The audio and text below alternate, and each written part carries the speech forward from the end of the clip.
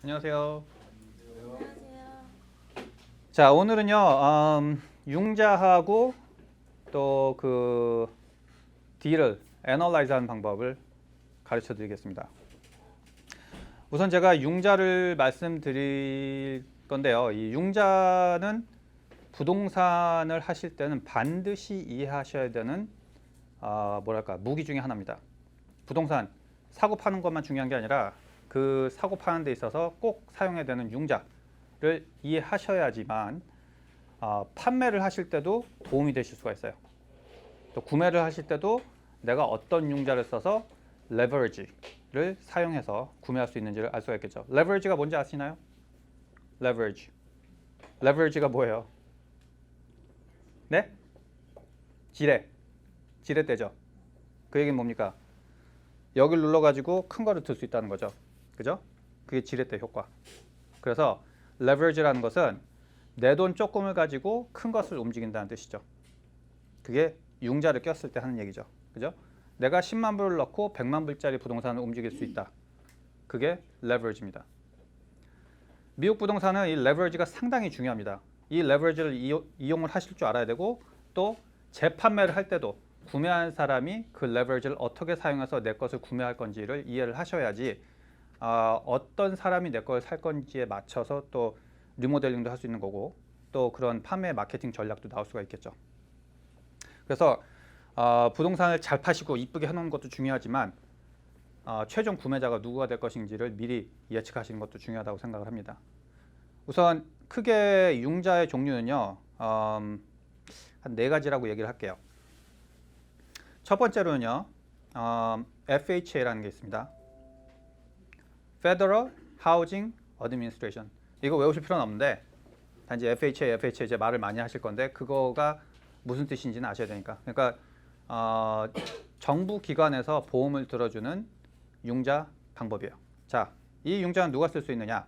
대부분 첫 집 구매 또는 집이 있더라도 본인이 거주할 집을 구매할 때 사용하는 FHA 융자가 있습니다. 자, FHA 융자의 장점은 3.5% 다운에 있어요. 3.5% 다운.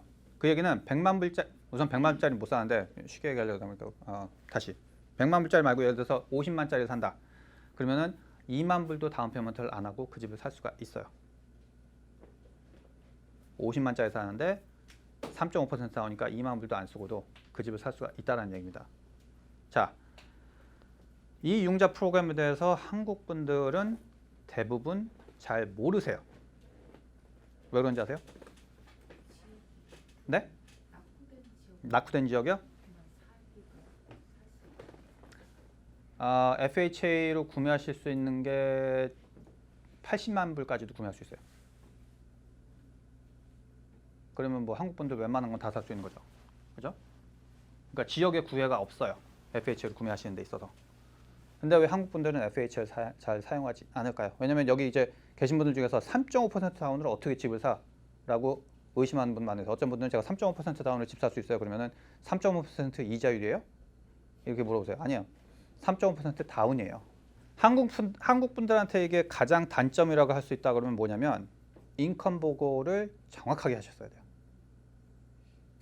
대부분 여기 이제 계신 분들 이제 융자 때문에 이제 인컴 보고를 잘 안 하신 분들이 되게 많아요. 한국 분들은.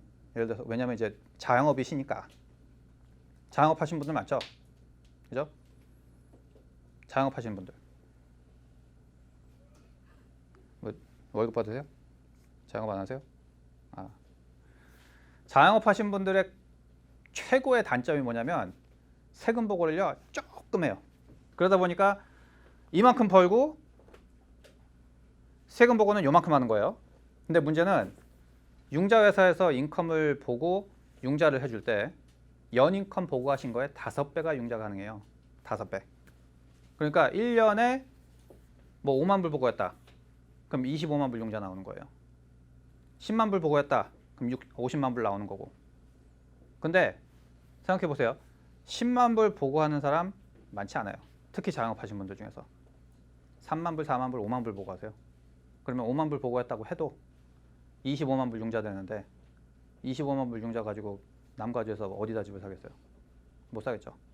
그러니까 3.5% 다운을 못 쓰는 거예요. 뭐냐? 5만 불 융자 보고 인컴 보고 했고 25만 불 융자가 나오는데 3.5% 다운을 한다 그러면은 25만 불 이하의 집을 3.5% 다운할 수 있는 거예요. 그럼 25만 불짜리 집이 어디 있어요? 없죠. 그러니까 그 프로그램을 사용할 수가 없죠.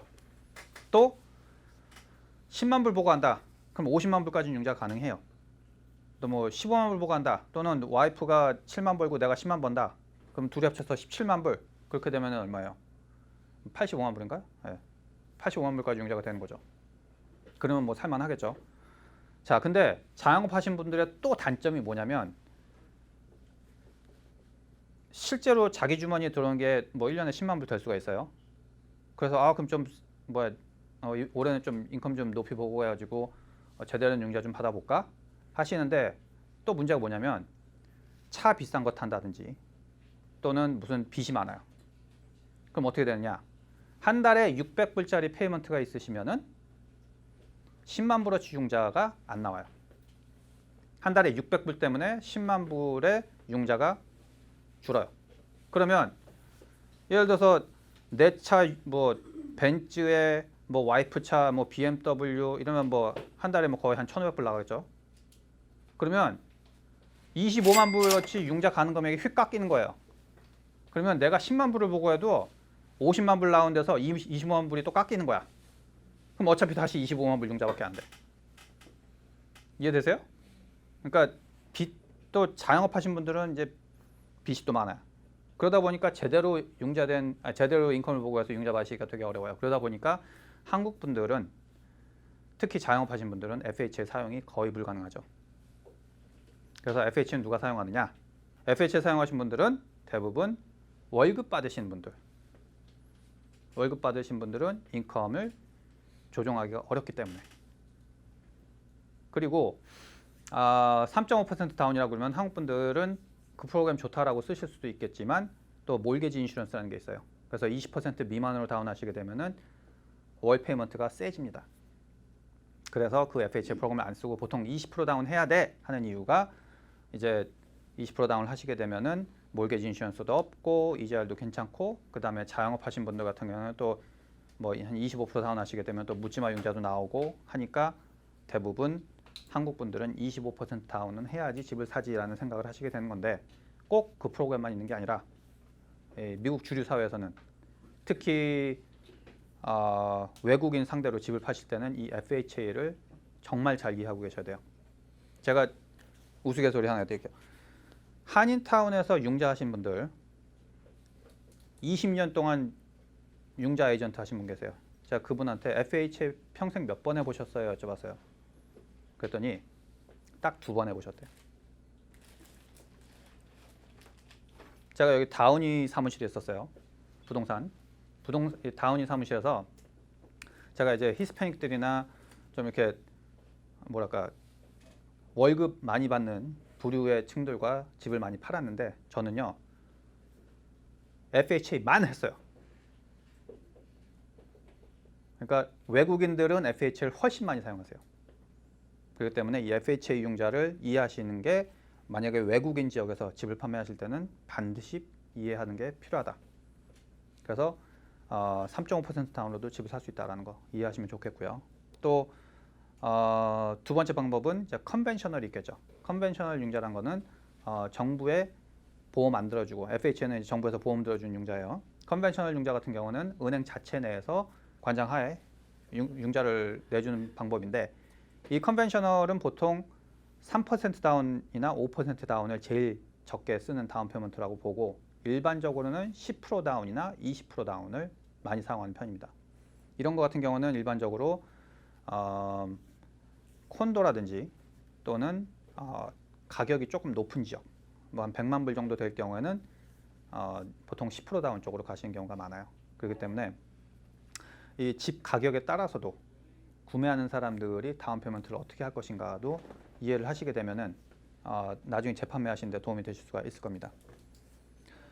자, 또 한 가지 방법은 뭐가 있느냐? 제가 오늘 소개시켜 드릴 것들 중에 이제 다른 방법인데 우선 2가지 방법. 일반적으로 잘 알지 못하시는 융자 방법이 2가지가 있습니다. 하나는 하드머니라는 방법이 있어요.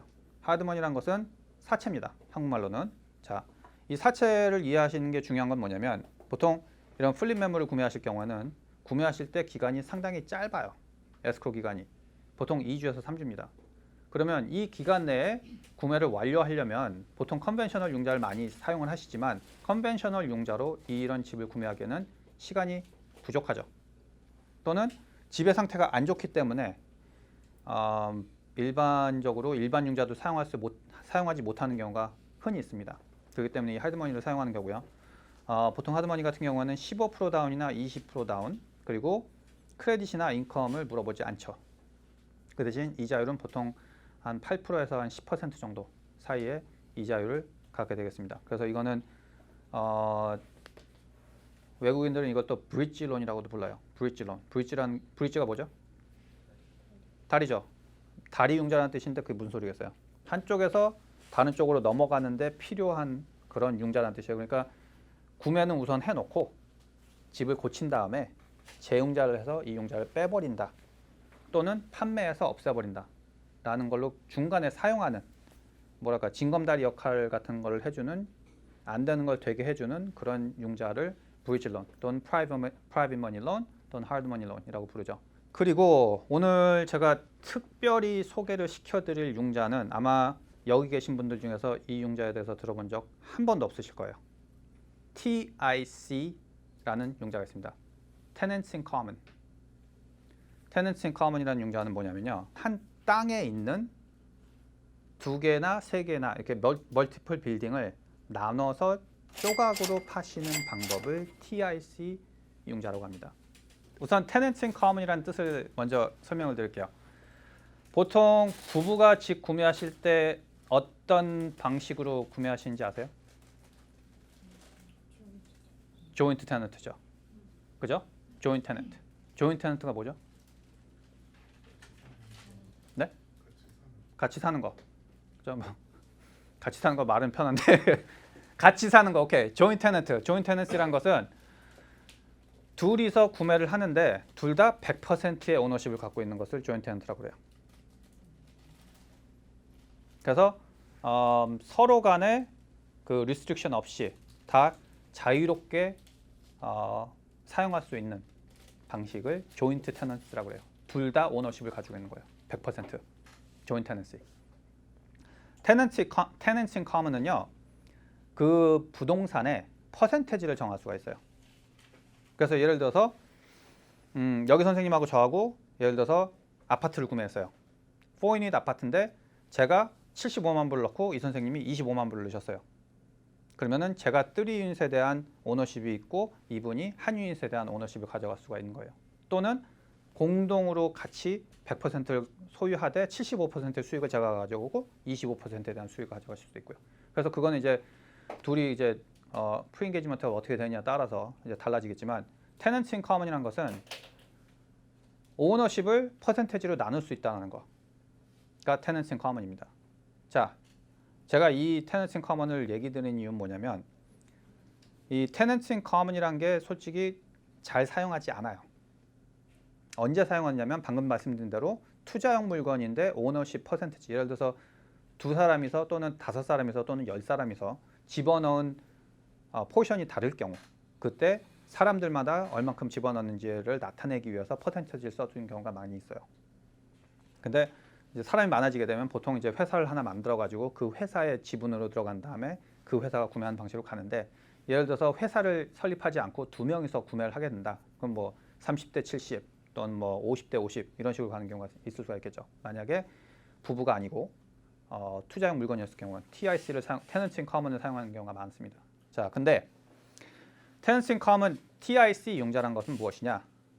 비싼 지역에 많이 있는 융자예요. 자, 샌프란시스코나 또는 뉴욕 이런 지역에서는요. 지금 스퀘어풋당 가격이 1,000불 이상 하는 데가 많아요. 보통 이 LA나 오렌지 카운티 쪽에 스퀘어풋당 가격이 얼마 되는지 아세요? 400~500불. 그죠? 조금 뭐 한국 분들 좀 몰려 있는 뭐 예를 들어서 한인타운 쪽 가신다 그러면 한 500불, 600불도 나오기도 하고 또 작은 집이면 또 뭐 600불, 700불까지도 갈 수도 있고 또 집이 크다 그러면 이제 뭐 한 3, 400불로 떨어지는 거고. 그죠? 그게 보통 이제 한국 분들이 알고 계시는 가격대예요. 근데 이 TIC가 잘 먹히는 지역은 어디냐? 스쿼프당 1000불 가까이 하는 곳이 TIC가 먹힙니다. 왜 그러냐? 제가 보여드릴게요. 저희가 이 펄리라 애비뉴 3132 펄리라 애비뉴를 한 1년 정도 전에 구매를 했어요. 근데 저희가 요거를 그때 70만 불에 구매를 했고 투베드 원베드고 936 스퀘어핏이었어요. 집이. 땅은 4,799 스퀘어핏. 자, 보여드릴게요.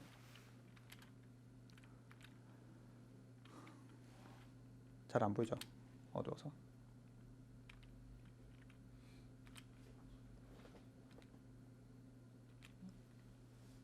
여기 뒷마당이에요. 옆에 문, 그리고 여기 드라이브웨이. 자, 이렇게 있었습니다. 지역은 여기 글렌데일 다가서예요. 여기가 한인타운이죠. 그리고 여기가 글렌데일이고요. 자, 이 길로 쭉 플래처 길로 쭉 가다 보면 샌프란시스코 로드 지나다 보면 여기가 이제 글렌데일이 나오는데 여기까지는 LA입니다. 이 LA에서 이렇게 쭉 요 샌프란시스코 로드를 타고 남서쪽으로는 애트워터 빌리지라고 불러요. 이곳에 저희가 이 집을 구매했을 때 당시에 936 스퀘어핏 투베드 투베스를 만들어서 팔려고 했습니다. 요거 이 동네 시세 얼마 정도 하는지 아세요? 저희가 이제 공사를 했어요. 그래서 이렇게 스테이징도 하고 바닥도 새거 깔고 창문도 새거 넣어주고 키친도 새거 넣고 나름 이쁘게 꾸몄는데 요게 저희가 판매하려고 한 금액이 이건 아니었고 91에서 저희가 한 92 정도 70에 사서 저희가 공사를 6만 불인가 했습니다.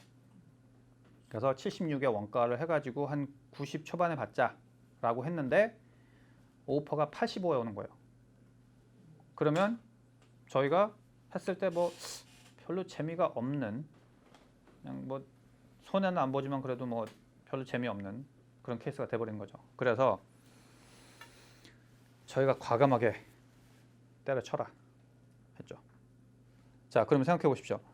저 동네에서 936 스퀘어핏에 85에서 뭐 90만 불 정도의 오퍼 왔다 갔다 한다면 스퀘어핏당 가격이 어떻게 되겠어요? 네? 스퀘어핏당 1000불이죠. 그죠? 물론 집이 작으니까 이제 1000불씩 가는 건데 이 동네 시세를 한번 봐볼게요. 시세는 보때 이제 0.5마일 이내에 집들을 봅니다.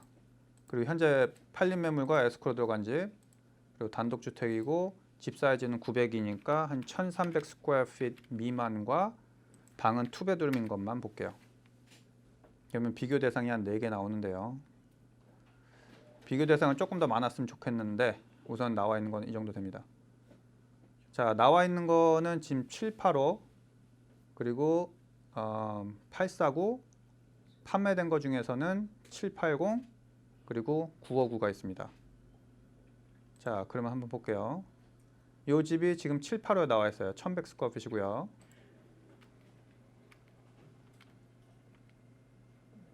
보시면은 이제 여기 이제 보시면은 아시겠지만 이게 바닥을 한 집은 아니에요. 그리고 여기도 페인트는 한 것 같지만 뭐 플립은 아니란 거 냄새가 나죠. 그냥 잘 꾸며 놓으신 집인데 나쁘지 않네요. 네, 이것도 뭐 한 리모델링 하신 지는 한 10년 정도 되신 것 같고 키친 캐비넷도 이쁘고 나쁘지 않습니다. 근데 이 집이 아직 78만 5천에 나왔고 4,900 스퀘어핏. 아, 이쪽이구나. 왜 이래? 여기에서 여기보다는 여기가 조금 싸요. 네. 근데 이제 785에 액티브고 나온 지 7일 됐다는 거. 그리고 다음 집은 849 650 스퀘어핏 투베드 원베드 땅은 3,100. 많이 고쳐놓은 것 같죠? 벌써 밖에 펜스부터 보이니까.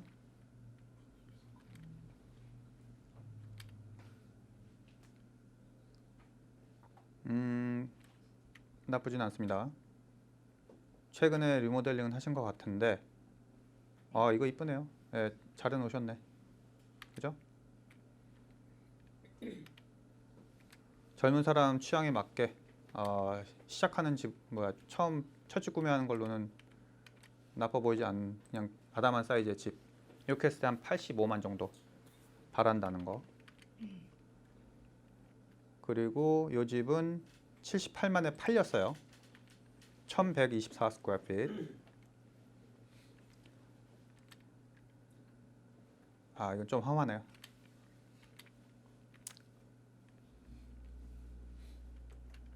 이거는 한 2, 30년 그대로 거주하시다가 몸만 쏙 빠져나오시는 것 같은데 이렇게 되면 이제 시세는 받기 좀 어렵겠죠. 그죠? 이랬을 때 이게 팔린 게 78만. 그리고 요거는 이제 아마 리모델링 다 싹 했을 거예요. 그리고 동네도 저희 펄리라 근처고 1200 스퀘어핏에 95만 9천 팔렸어요.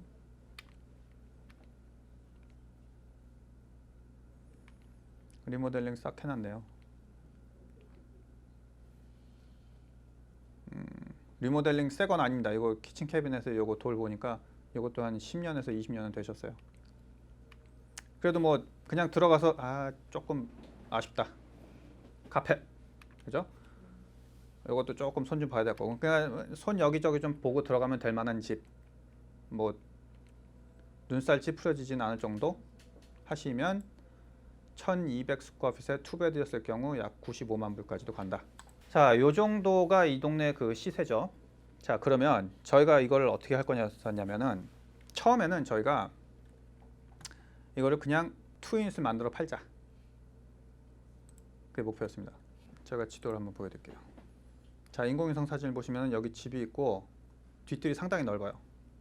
그래서 혹시 저 집 뒤에다가 집을 또 지을 수 있느냐?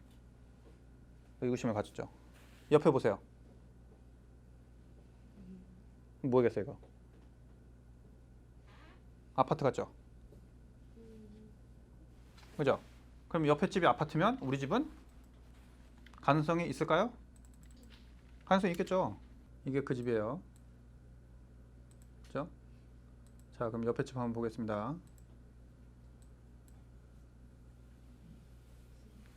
딱 아파트 같죠? 3유닛. 그죠?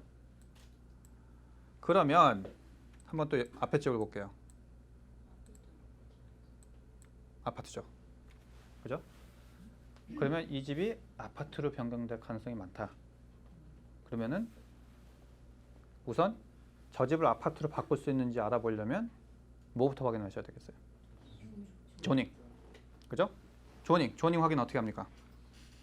우선 뭐 레드핀이라든지 지마스 보셔도 나와요. 지마스 된다. 레드핀이나 진로 보시면.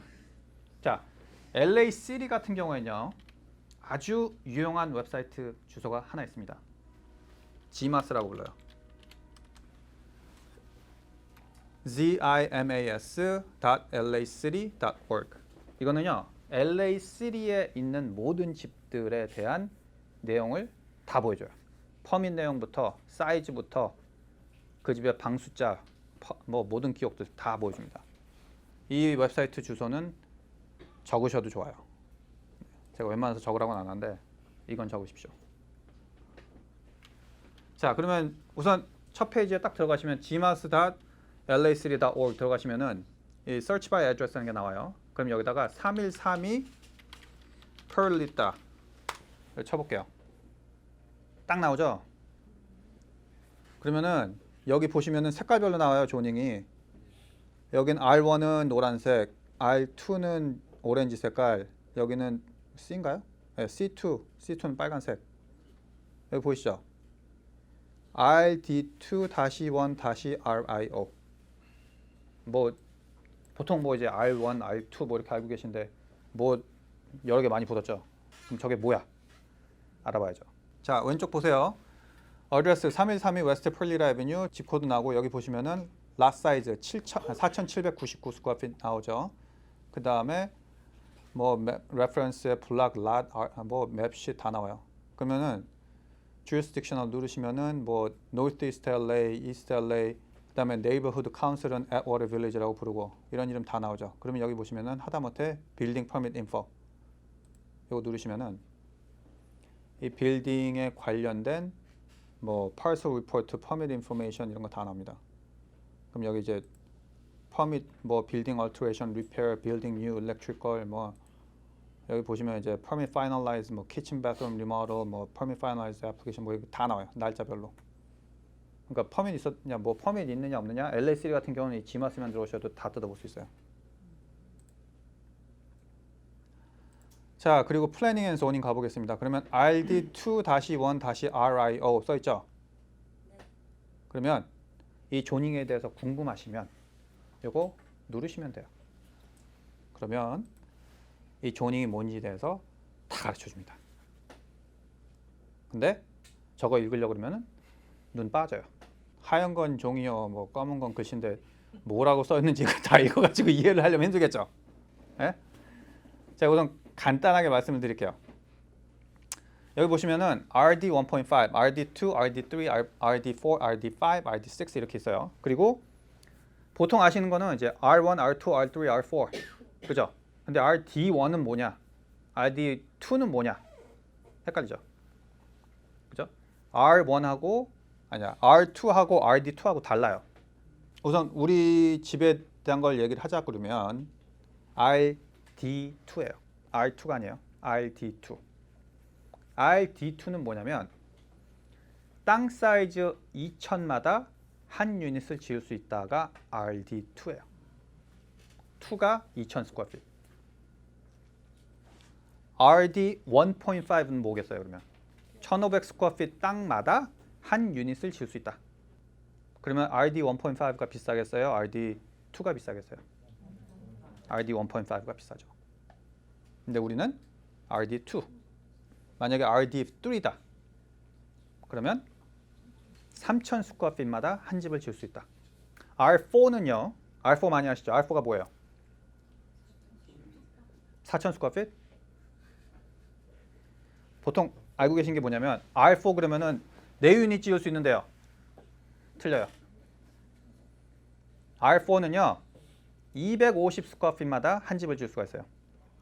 RD3는요. RD3는 3,000 스퀘어핏마다 하나. R3는요. 500 스퀘어핏마다. R2는 RD2는 RD2면은 2,000마다 하나고 R2면은 1,500마다 하나예요. 이거 다 외우실 필요 없어요. 네. R1은 무조건 하나예요. 그러니까 R4라고 해서 무조건 4유닛이 아니에요. 만약에 땅 사이즈가 6,000 스퀘어핏이다. 그럼 R4일 경우에는 몇십 개 짓는 거예요. 근데 6,000 스퀘어핏에 예를 들어서 12개 지을 수 있다고 해도 6,000 스퀘어핏에 12개 어떻게 짓겠어요? 질 수 있겠어요? 못 져요. 6,000에 12인이 못 지어요. 왜? 파킹 때문에. 네. 파킹이 12개가 최소한 1베드씩 12개를 지었다고 해도 파킹이 12개가 들어가야 되는데 6,000 스퀘어핏에 12개 파킹 지으시려고 하면은 빌딩 가격보다 지하 들어가신 돈이 더 들어가. 그래서 안 돼요. 그러니까 내 땅 R4야 그러면서 한인타운에서 나 디벨롭먼트 되고 알아보니까 한 12개 지을 수 있어. 안 돼요. 못 해. 6,000 스퀘어핏에 디벨로퍼 안 붙어요. 한 12,000 스퀘어핏 된다. 그러면 이제 얘가 좀 다르죠. 그러면 좀 크게 지을 맛이 나죠. 근데 코딱지만한 땅에다가 12개 왜 지어요? 안 하고 가지. 그러니까 지금 한인타운에 디벨롭먼트 하는 거 보면은 보통 땅 사이즈 한 2개, 3개씩은 해야지 막 4층, 5층짜리가 올라가는 거예요. 땅 하나 사이즈 6,000 스퀘어핏짜리에는 절대로 4층, 5층짜리 안 가요. 아시겠어요? 그러니까 네. 6,000 스퀘어핏이에요? 그냥 갖고 계시는 게 나아요. 6,000 스퀘어핏에 못 해요. 네. 특히 인라인에 있는 집들 6,000 스퀘어 핏 쓸 데가 없어요. 엘리라도 있으시면 엘리 액세스라도 있으면 파킹이 앞쪽으로 들어왔다 뒤로 나갈 수도 있어요. 근데 엘리도 없고 뒤에 집이 바로 뒤에 집이 붙어 있다. 그러면 차들이 들어왔다가 이쪽으로 다시 나가야 된단 말이에요. 그러면 차 들어왔다 돌아서 나가는 것만 해도 벌써 파킹 다 먹어버려요. 그러니까 파킹 할 데가 없어요. 그럼 어떻게 되겠어요? 반 들어가야 되고 반 올라가야 돼요. 그럼 이게 우선 땅 파는 것만 해도 무지하게 비싸요. 그렇기 때문에 지하로 대부분 잘 안 들어가려고 그래요. 네, 그래서 대부분 LA에 짓는 거 보시면은 정말 5층짜리 되면은 한 1층 들어가요. 그러면 말이 되거든요. 근데 3층짜리 보시잖아요. 다 지상이에요. 될 수 있으면 땅 안 파고 들어가려고 그래요. 그러니까 6,000 스퀘어핏에 조닝 아무리 좋아봤자 소용이 없는 거예요. 차라리 옆에 집하고 같이 파세요. 그럼 집값이 올라가. 혼자 파시려고 그러면은 디벨로퍼가 안 사요. 차라리 그냥 단독주택 가격에 파셔야 돼. 자, 다시 우리 얘기로 돌아가서 RD2다. 그러면 2,000 스퀘어핏 땅 집 한 채. 물론 이게 기본적으로 알고 계시면 좋지만 꼭 이게 가능하지 않다는 거 방금 전에 말씀드렸어요. R4라고 해서 12유닛 질 수 있다고 해서 나는 무조건 12유닛이 아니에요. 그렇죠? 그 셋백이란 것도 있고 뭐 중요한 거 많이 있습니다. 자, 그러면 다시 지도로 가서 이게 아까 그 옆에서 봤던 3유닛이죠. 딱 봤을 때 될 것 같죠? 그러면 봤을 때 이 친구들이 3유닛 지었으면 우리도 3유닛 지을 수 있어야 되는 거 아니에요? 그죠? 3유닛 지을 수 있어요? 왜 안 돼요? RD2. RD2. 그러면 우리 땅 사이즈가 얼마였어요? 4,800. 4,800이면 2개. 옆집은 어떻게 3개 지었어요? 땅 사이즈 보시면은 답이 나오겠죠. 땅 사이즈 커요? 자, 조닝은 여기하고 우리 집하고 똑같을 거 아니에요, 그죠? 근데 이 집이 세 집을 지을 수 있으면은 땅 사이즈가 미니멈 얼마가 돼야 돼요? 6,000이죠. 그럼 저 집 6,000인가 한번 볼까요? 어떻게 볼 수 있어요? 지마스 가면 되죠? 짠. 클릭하면은 땅 사이즈 여기 쪽 나오죠? 땅 사이즈 얼마예요? 4,799. 우리 집하고 똑같죠? 근데 얘네들은 얘네들 된다. 이 친구들은 어떻게 집 3개 지었어요? 네? 불법으로? 불법인지 알아보면 어떻게 하면 되겠어요? 내려가서 보면 되죠. 지마스에서 봐야죠. 그죠? 지마스에서 보면 되지. 얘네들 3유닛으로 나와 있는지. 아이고 얘네들 된다 자꾸. 우리끼리 하는 말 나온다. 여기 뭐라고 됐어요? 빌딩 1 number of units 4개. 4 units. 베드룸 4개. 베드룸 4개. 3,100 스퀘어핏. 어떻게 된 거예요? 왜 저 집은 4 유닛 지을 수 있는데 우리는 못 짓냐고요. 궁금하시죠?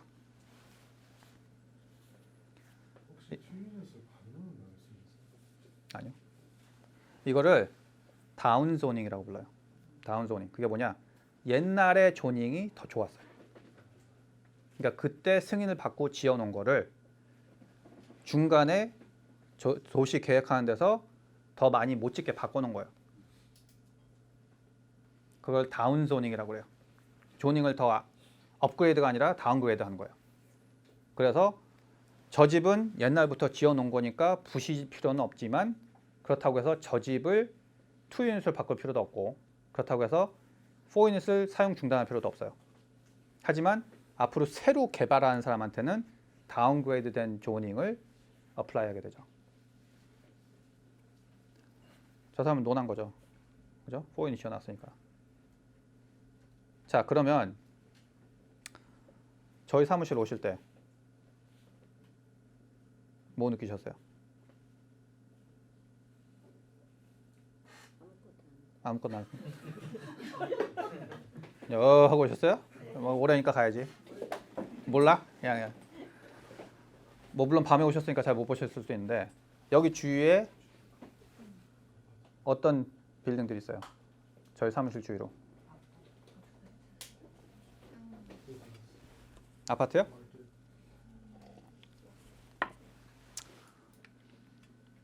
부동산 투자하시려면 주위에 뭐 있는지 잘 보시면서 다녀야 돼요.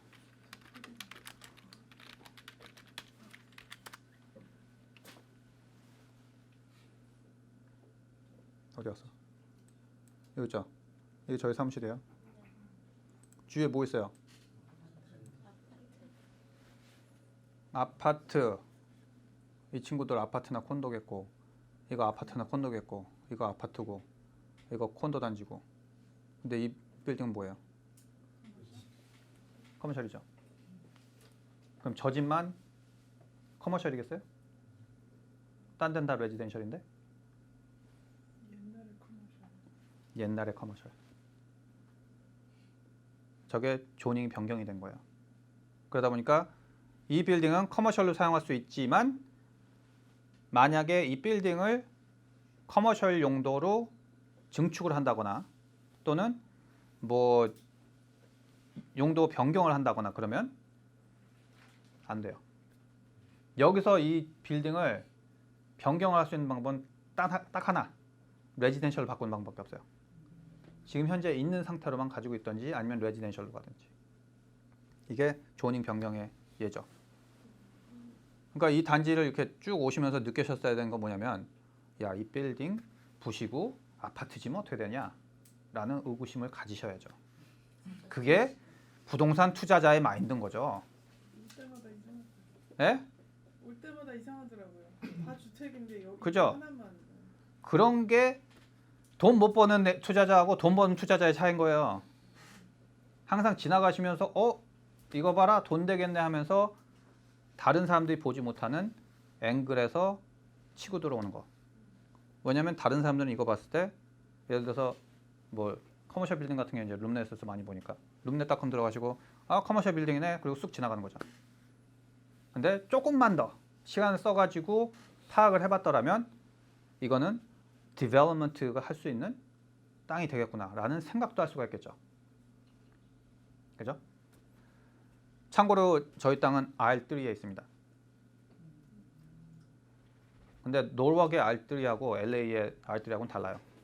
시리마다 지을 수 있는 건 다르지만 제가 노르웍 시리 알아본 결과는 저희 땅에는 5유닛의 타운홈을 지을 수가 있어요.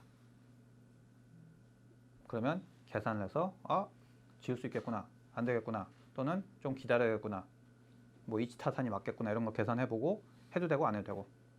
근데 일반적으로 유닛 하나당 땅값은 10만 불을 넘으면 안 돼요. 무슨 얘기냐? 이 빌딩 50만 원 사다는 얘기예요. 50만 원 사야지 건물 짓고 돈이 남다. 일반적으로. 물론 이제 비싼 지역은 땅값 조금 더 줄 수 있어요. 자, 우선 디벨롭먼트에 대해서 얘기를 좀 많이 했는데 무슨 얘기를 하다 여기까지 왔습니까? TIC 얘기하다 여기까지. 자, TIC를 왜 이거에서 얘기를 했냐면 투인이 지을 수 있다고 했잖아요. 그죠? 네. 여긴 RD2. 그러면은 땅이 4천이 넘으니까 투인을 지을 수 있다. 그러면 뒤쪽에 얼마나 큰 걸 지을 수 있느냐. 그리고 지었을 때 얼마가 드느냐. 또 지었을 때 얼마에 팔 수 있느냐. 그걸 계산해야 되겠죠. 자, 지난주에 제가 배수에 대해서 말씀드린 거 기억나세요? 지역마다 배수가 있다. 그죠? 보통 동양 사람들이 몰려있는 지역은 배수가 180? 180에서 뭐 잘 받으면 200배도 가능하죠. 자, 그러면 봅시다.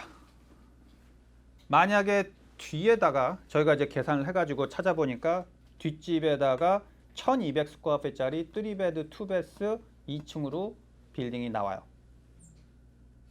그러면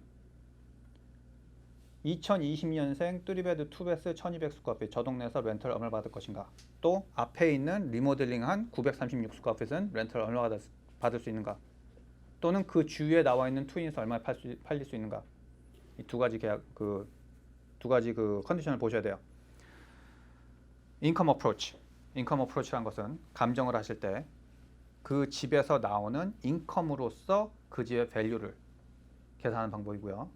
컴패러블 방법은 그 주위에 팔린 매물들이 얼만큼 정도에 팔렸는지, 투유닛들이 얼마 정도에 팔렸는지 그걸 계산해서 어프로치 하시는 방법이에요. 자, 그러면 우선은 그 주위에 팔린 매물들을 한번 찾아보도록 할게요. 투유닛들 얼마에 팔릴 수 있는지. 자, 그럼 여기서 투유닛들은 많지가 않으니까 한 0.75마일까지만 나가볼게요. 그러면 현재 나와 있는 매물이 3개, 에스크로 들어가 있는 게 하나, 펜딩이 4개요. 근데 집 사이즈들이 2,500, 1,400, 이 친구는 안 나와 있고 1,489, 1,200, 1,300, 2,400. 저희가 앞에가 900이 조금 넘고 새로 지는 게 1,200이에요. 그렇게 되면은 약 2,100에서 2,200 정도 되죠. 그러면은 2,499 비교해 보면 되고, 이 1,400보다는 좀 비싸게 팔릴 것 같고, 그 다음에 1,400 스퀘어핏보다는 비싸게 팔릴 거고, 2,400보다는 조금 싸게 팔릴 것 같고, 그 정도 되겠죠. 그러면 지금 나와 있는 거 말고 한번 팔린 매물들 한번 볼게요. 자, 투유닛 1,000 스퀘어핏 699에 팔렸어요. 아마 리모델링은 안 한 걸로 보입니다. 다 까지고 뭐 이거 뭐 누가 들어오고 싶겠습니까? 이거 히터 이렇게 돼 있고 이랬을 때 69만 9천 1,000 스퀘어핏 75만 1,400 스퀘어핏 이것도 카페 초록색. 이 카페 초록색 딱 보시면 무슨 생각하셔야 되는지 알아요? 60s 60년대 70년대 초록색은요 60년대 70년대 색깔이에요. 우선 딱 초록색 보시잖아요. 돈 버는 거야. 왜? 싸게 살 수 있거든. 우선 초록색 좋아하셔야 돼요. 초록색 카펫 땡큐. 또는 옥색. 네. 막 타일 타일 옥색 나왔다 그냥 땡큐 해야 돼. 그럼 싸게 살 수 있어요. 여기 보세요. 판자떼기 여기 다 일어나고 있죠. 하다못해 수건도 초록색 깔아놨네. 사진도 3개밖에 없어요. 이거는 시세만큼은 못 받았다는 얘기겠죠. 1,400 스퀘어핏에 75만 투유닛. 잠깐 렌트는 얼마 받는지 좀 볼게요. 렌트 1,200불 600불. 렌트도 무지하게 싸네. 아니 잠깐만 그럼 얼마야? 한 달에 2,000불 받는다는 얘기야? 2,000불도 못 받네. 2,000불도 못 받는데 75만 불에 사요. 아이고. 자 120만 불 투유닛 2,474 스퀘어핏. 땅은 6,900. 땅 우리 거보다 크죠? 그리고 집도 커요. 그리고 120만 불에 팔렸습니다. 그냥 그럭저럭 괜찮아 보이죠? 그냥 렌트할 거면 뭐 충분히 언제든지 렌트할 수 있는 사이즈. 그리고 키친 캐비넷도 위에 새로 한 것 같고 베드룸도 들어갔을 때 뭐 혐오감 안 생기는 거고 뭐 이 정도 했으면은 뭐 렌트야 칠 수 있을 정도 될 것 같아요. 그죠? 그러면은 3베드 2베스가 3,000 받고요. 2베드 1베스가 2,500 받고 있어요. 훌륭하지 않습니까? 자, 이거는 인컴 어프로치로는 답이 안 나올 것 같아요. 3076 플러스 2500 그럼 5,500인데 120만 불 200배를 해도 115만 불밖에 안 해요. 뭐 한 200배니까 뭐 맞네. 그죠? 한 210배 정도. 그죠? 인컴으로 봤을 때는 한 210배로 되는 거고 이 동네 시세로 봤을 때는 120. 이 친구들이 처음에는 135만 받고 싶다고 했는데 122에 팔렸어요. 렌트도 나쁘지 않고 3베드 3,000, 2베드 막 2,000 넘죠. 자, 그럼 이 집 한번 볼게요. 이 집은 스퀘어핏도 안 나왔고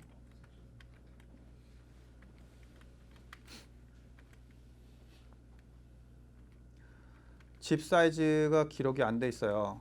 그리고 안쪽에 리모델링 좀 한 것 같고 키친 캐비넷은 좀 오래됐네요. 그리고 이것도 자 요거 이제 색깔을 보시면 아는데 색깔이 브라운 계통의 카운터탑이다. 그럼 요건 벌써 키친 캐비넷 인스톨한 지 10년에서 20년 되신 거예요. 색깔을 보셔도 또 우선 답이 나오죠. 그리고 그래나이트는 이렇게 끝에가 동글동글해요. 요게 10년 전 겁니다. 요즘은 탁 자르는 쿼츠 쓰죠. 사각형. 그죠? 그래서 봤을 때 요거는 뭐 한 10년 정도, 20년 정도 전에 리모델링 한번 했던 집. 요 정도로 봤을 때 140만. 이 집 사이즈 얼마예요? 이 집 사이즈 아니 뭐 이 집 사이즈 모르겠어요. 그럼 어떻게 해야 돼요? 지마스. 오늘 제대로 한번 이건 알고 가셔야 돼요.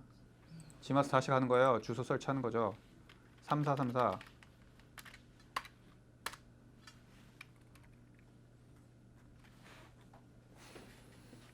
R1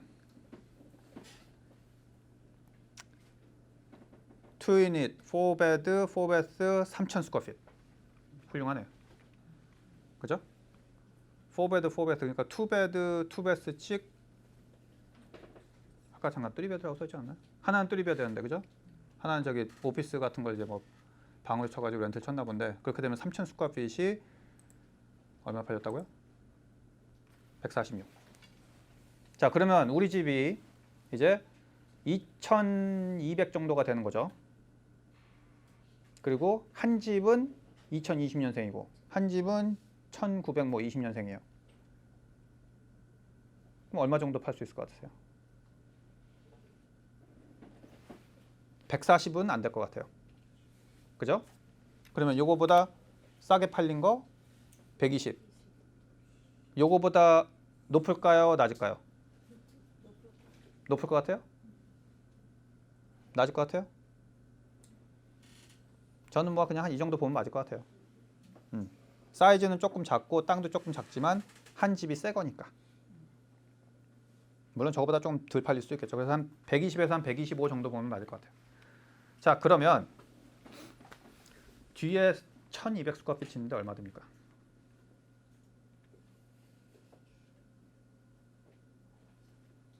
리모델링 하는 데는 얼마예요? 1200 스퀘어핏 리모델링 하는데 지난주에 말씀드렸죠. 70? 아까 제가 900 스퀘어핏 리모델링 하는데 얼마 든다고 했죠? 6만. 그럼 얼마예요? 스퀘어핏당.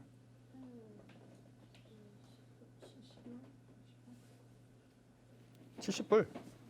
900 스퀘어핏에 6만 들어갔으면 70불이잖아요. 그죠? 그러면 리모델링 하는데 70불이면 새로 짓는 데는 얼마겠느냐? 싸게 하면 150, 비싸게 하면 200. 자, 그러면 저는 이걸 150에 지을 거예요. 그러면 1200 스퀘어핏 150불에 지으시면 18만 불. 근데 저는 조금 또 타이트하게 하면 안 되니까 한 20만 불 잡았어요.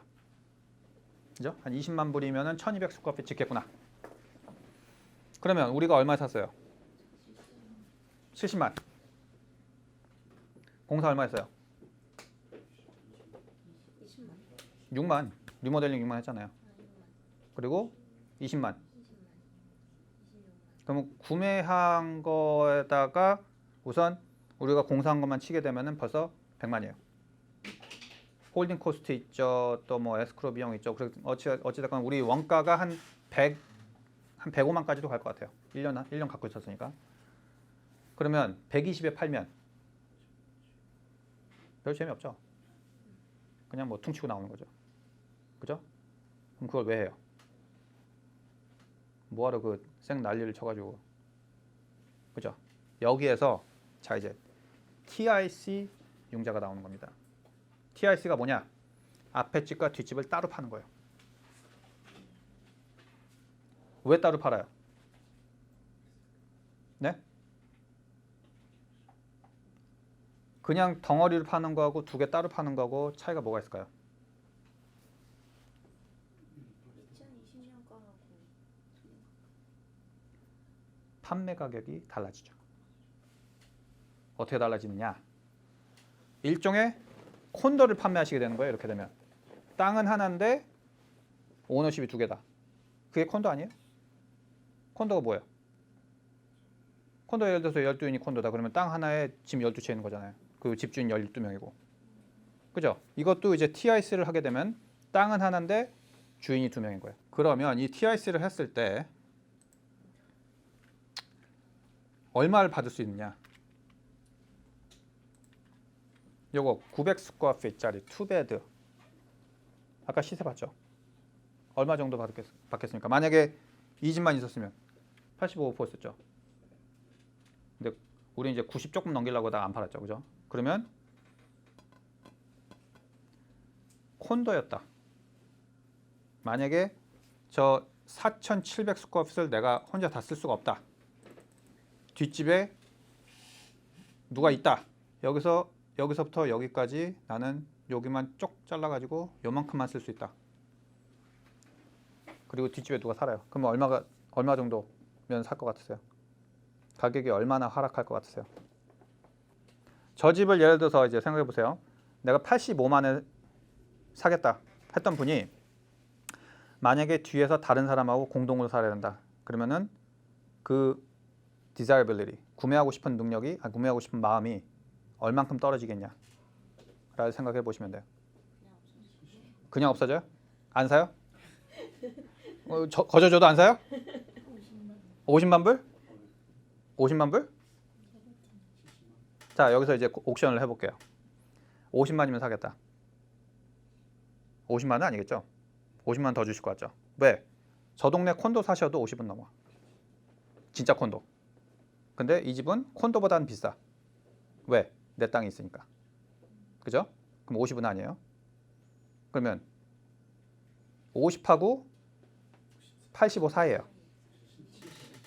얼마 정도 할 것 같으세요? 그냥 중간 때려잡지 마시고 이 중에서 한번 생각해 보세요. 내가 얼마까지 줄 것 같다. 내가 저 집을 산다 그러면 만약에 물론 이제 저 코딱지만한 집에 들어가고 싶은 마음도 없으시겠지만 만약에 저 집에 들어가고 싶다. 내가 진짜 딴 데 없어. 나 진짜 이 동네 아니면 뭐 갈 데 없어. 내가 예를 들어서 글랜드에서 일해. 우리 애들 글랜드에서 학교 다녀. 나 여기서 멀리 가면 안 돼. 60? 65? 65? 65 정도면 뭐 안전하게 팔릴 것 같죠? 제 생각에는 한 잘 받으면 70까지도 가능하지 않을까 저는 그렇게 생각을 해요. 그죠? 자, 뒷집은요. 새 집이에요. 1200 스퀘어핏의 2층 집이야. 3베드, 3베스.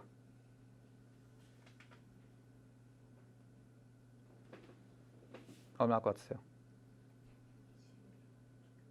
이 동네에서 그런 집 구매하려고 그러면 얼마 줘야 되느냐? 만약에 이 앞집 없다고 치고 뒷집만 있었다. 그럼 얼마 할 것 같으세요? 리빙 에리아를 800부터 1600까지. 만약에 새로 지은 거를 이 동네에서 사고 싶다 그러면 얼마를 줘야 되는지 한번 구경해 볼게요. 콘도예요, 이거는. 2007년에 지은 콘도. 69만, 3베드, 2베스, 1100 스퀘어핏. 자, 이거는 새로 지은 타운하우스 스타일 1600 스퀘어핏, 85만 7천, 2019년생. 59만 5천, 1000 스퀘어핏, 2베드, 2베스. 2016년생 콘도. 자, 이렇게 생긴 콘도예요. 새로 지은 게 59만 5천. 이건 815. 이거는 콘도죠?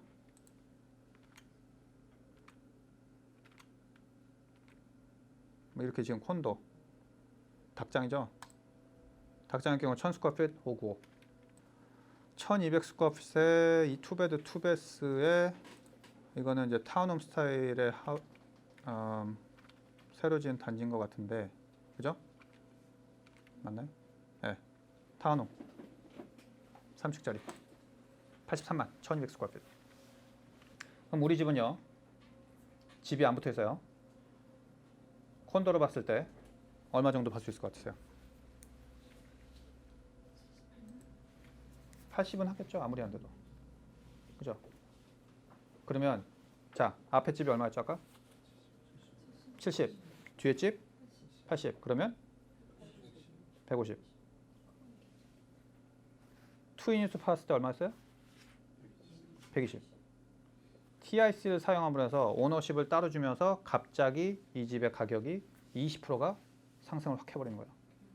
투유니스 팔았을 때보다. 왜? 이 동네는 스쿼어프당 1,000불 가까이 하기 때문에. 싼 지역에는 이게 안 먹혀요. TIC는요 우선 10% 다운이 미니멈이에요. 그리고 이자율이 약 3.5에서 4% 정도 하고요 요즘. 그리고 이 융자를 해주는 데가 많지가 않아요. 그리고 인컴이 좋으신 분들은 뭐 샌프란시스코라든지 뉴욕에서는 이미 이걸 많이 하고 있기 때문에 이해를 하시고 구매를 하시는데, 예를 들어서 한국 분들한테 이거 TIC 하세요 그러면 안 해요. 그게 뭐야? 내 집도 아니고 뭐 콘도도 아니고. 그래서 안 사요. 그러니까 한국 분들이 목표는 아니지만 이제 인컴 좋으신 분들은 딴 데서 오신 분들 많고, 그런 그거에 대해서 이해를 할 수 있는 분들이 있으니까 이제 시세보다는 조금 싸게 받지만 그래도 충분히 구매자들은 있다라는 거. 그래서 갑자기 이 TIC라는 융자를 씀으로 해서 판매 가격을 20%를 높일 수가 있는 거죠. 자, 이 TIC를 셋업하는데 비용은 약 변호사분한테 CCNR을 셋업하시는데 약 2,700불 정도가 들어요. CCNR이 뭐죠? 콘도의 경우 그 단지 내에 그 법규를 만들어내는 것. 그래서 HOA 같은 거죠. HOA 룰. 그리고 HOA도 셋업을 해야 되고. 그래서 한 달에 뭐 50불이든지 100불이든지 HOA 저금을 해서 서로 간에 뭐 드라이브웨이라든지 청소라든지 할 때 사용하는 그런 HOA도 성립을 하셔야 되고. 그래서 콘도 같은 분위기로 흘러가요. 그러면 이것과 집이 두 채로 나눠져 있는 것, 또 가격이 다르겠죠. 그러니까 무슨 얘기냐? 파슬 넘버가 두 개다. 지금 이거 TIC 하시는 건 파슬 넘버가 하나예요. 파슬 넘버가 뭔지 아시죠? 땅 고유 번호. 땅 고유 번호가 하나예요. 콘도는 파슬 넘버가 따로따로 있을까요? 아니면 하나 가지고 공용으로 사용할까요? 네? 파슬 넘버 콘도는 제각각 다 있어요. 땅은 하나지만 그 콘도마다 자기만의 파슬 넘버가 다 따로 고유 번호가 있어요. 근데 이 집은 파슬 하나에 융자로서만 그 집을 나눠 놓는 거예요. 파슬 넘버를 시리에서 나눠주는 게 아니에요. 카운티에서 나눠주는 게 아니고. 그 얘기는 우리가 시리나 카운티에 가서 야 우리는 땅을 나눌 건데 이 땅을 나누도록 승인을 해줘 라고 하시는 게 아니라, 시리하고 카운티에 도입 없이 뭐 거기에 대한 뭐 얘기 없이 그냥 우리끼리 융자로만 나누는 방법이에요. 그렇기 때문에 상당히 시간이 단축이 되죠. 그리고 비용도 절감이 되고. 뭐냐면 이제 시리나 이제 카운티에서 보려고 그러면 뭐 여기 셋백이 뭐 어쨌다는 등 그러면서 옆집에서 얼만큼 떼야 된다. 뭐 드라이브웨이 공간이 어떻게 된다. 너네 뭐 이거 나눠라 어쩌라 뭐 말이 많아요. 그러면은 그거 하는데도 또 비용이 들죠. 퍼밋 집어넣는데도 몇천 불 들어가죠. 아키텍트도 그림 그려야 되죠. 비용이 장난이 아니거든요. 그러니까 그거를 피하기 위해서 이 TIC라는 게 있는 거예요. 있는 그대로 나눠서 판매를 하시는 거예요. 이게 비싼 지역, 이 LA 쪽에는 없었어요. 근데 이 TIC가 갑자기 도입이 된 이유는 스쿼어프당 1,000불이 많아지는 지역이 많아지니까, LA에도. 그래서 이 TIC라는 융자가 인기가 있어지는 것이죠. 한 딜을 가지고 여러 가지 애널라이즈하는 방법이 있다는 겁니다. 그러니까 융자에 대한 방법을 잘 아시게 되면은 TIC 아시는 것만 해도 벌써 30만 불 버시는 거니까, 그죠? 만약에 이 집을 갖고 계셨다 그러면.